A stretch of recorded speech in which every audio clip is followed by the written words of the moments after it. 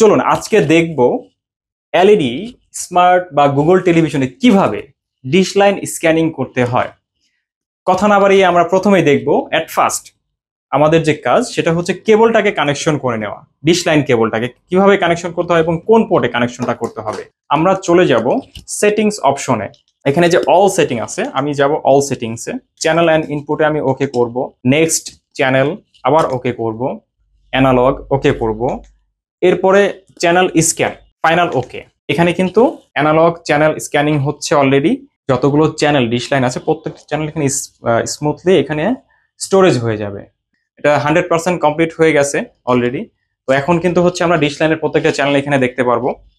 Finish দেখেন already কিন্তু হচ্ছে আমার সামনে প্রত্যেকটা চ্যানেল এখানে চলে আসছে।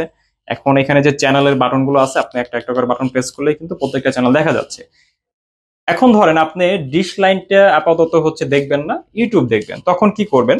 হোম বাটন আছে অথবা আপনি চাইলে কিন্তু রিমোটে একটা ইউটিউব বাটন দেওয়া আছে, আপনি ইউটিউব বাটন প্রেস করার সাথে সাথে কিন্তু সরাসরি টেলিভিশনটা ইউটিউবে চলে যাবে। আবার ধরেন হচ্ছে আপনি ব্যাক করে ডিশ চ্যানেল দেখবেন, তখন কি করবেন? এখানে দেখেন একটা ইনপুট বাটন আছে, আমরা জাস্ট ইনপুট বাটনটা প্রেস করব। সরাসরি যেহেতু আপনি এই ইউটিউব বাটন প্রেস করে ইউটিউবে ঢুকেছিলেন, যার কারণে এক্সিট প্রেস করার সাথে সাথে কিন্তু আবার এটিভি অপশন লাইক ডিশ চ্যানেলে চলে আসছে।